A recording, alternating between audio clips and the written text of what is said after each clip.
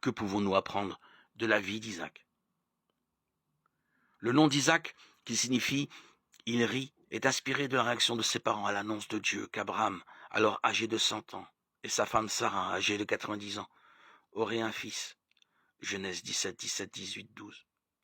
Isaac était le deuxième fils d'Abraham, après Ishmaël, qu'il avait eu avec Agar, la servante de Sarah, à cause de l'impatience de celle-ci. Genèse 16, 1, 2. Dès qu'Isaac a été sevré, Sarah a exigé qu'Abraham renvoie Agar et son fils, afin de s'assurer que l'héritage familial reviendrait à Isaac seul. Genèse 21, 3, 12.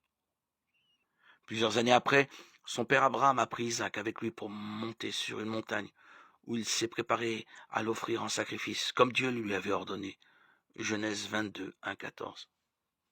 Abraham, Isaac et les deux serviteurs d'Abraham ont chargé leur âne pour 3 jours de voyage jusqu'au mont Moria.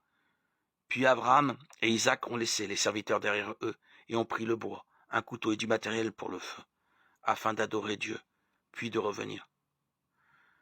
Quand Isaac, curieux, a demandé à son père où était l'agneau pour le sacrifice, il lui a répondu que Dieu lui-même pourvoirait pour l'agneau.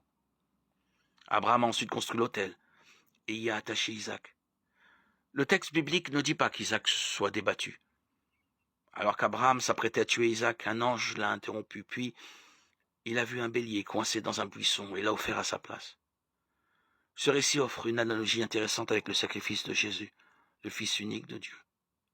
Dieu a effectivement pourvu au sacrifice pour Abraham et Isaac, puis pour toute l'humanité, pour tous ceux qui sont prêts à accepter le sacrifice de Jésus. Jean 1, 29. Hébreux 10.